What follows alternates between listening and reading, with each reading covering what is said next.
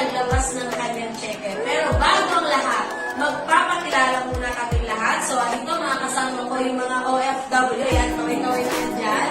So, I'm Coach Regine Filizarra, dating OFW for 2 years sa Saudi Arabia yan.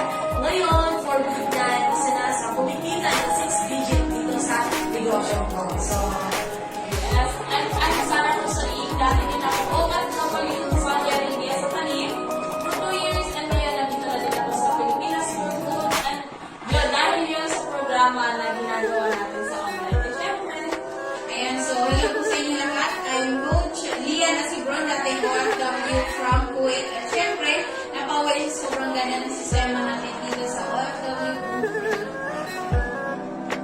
Yun, ako nga po pala si Ali Mantel, former security guard in 3 years at ngayon full-timer na po ako sa negosyo ko.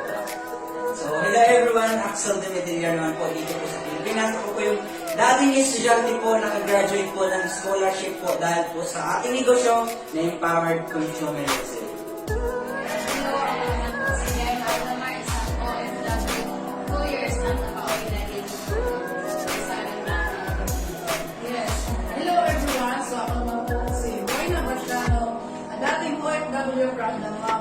2 years din ako doon. So ngayon, for good na dito sa Pinas, kasama ko naman ang Ami. ayan. So, ngayon, mag-init-init pa. Mayroong naglabas sa team namin ng cheque. So, pakilala natin yung isa sa OFW, bagong for good. So, ilang buwan pa lang siya dito sa Pinas.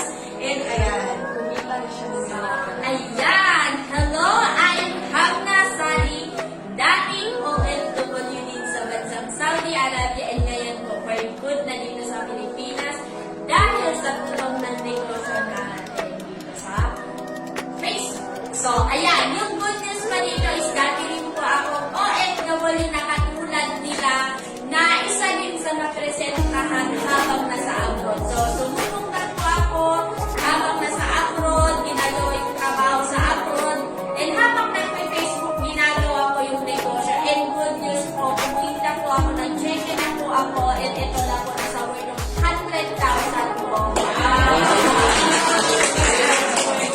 Ayan, 100,207. Kinita niya po yan through online. So, yan.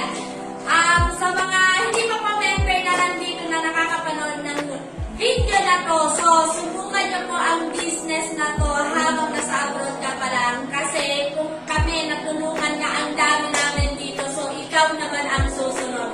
Sa mga member naman po is tuloy-tuloy nyo lang po yan and mag-15 heads po kayo. So, habang naka-15 heads kayo, ihataw nyo, parang ganito rin po yung kinikita nyo, magiging savings nyo. So, as OFW din, sobrang hirap.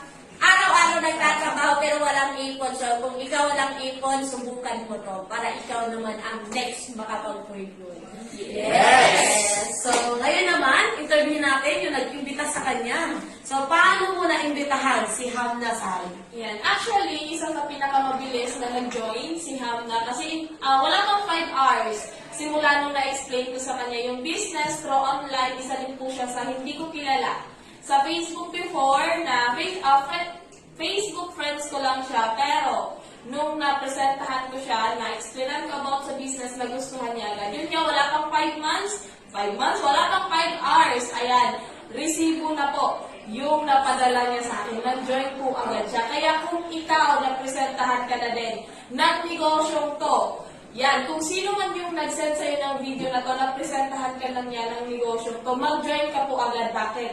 Yung negosyo na to, isa po ito sa sobrang nakapagpabago po. Di lang ang buhay ko, kundi buhay naming lahat ng mga nandito. So, kikita ka na, makakapag-for good ka pa, at the same time, magkakaroon ka po ng sariling negosyo mo dito sa Facebook. Na tulad niyan, eto, isa lang din sa nagtiwala kahit hindi mo kilala.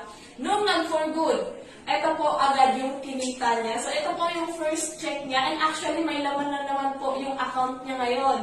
Diba? So, kakalabas lang ng check-in niya ngayon. Meron na naman po siyang savings sa account niya. Ganun po kaganda yung negosyo natin dito sa Facebook. Kaya, kung ikaw hindi ka pa member, grab mo agad yung opportunity na ito. Yes, so sa lahat ng mga OFW na ngayon nanonood ng video, i-grab mo ng opportunity, sumama ka na sa sistema ng grupo kasi ito, kung nagawa namin kiham na sali, I'm sure magagawa din namin sa'yo. So, ano man sabi nyo guys?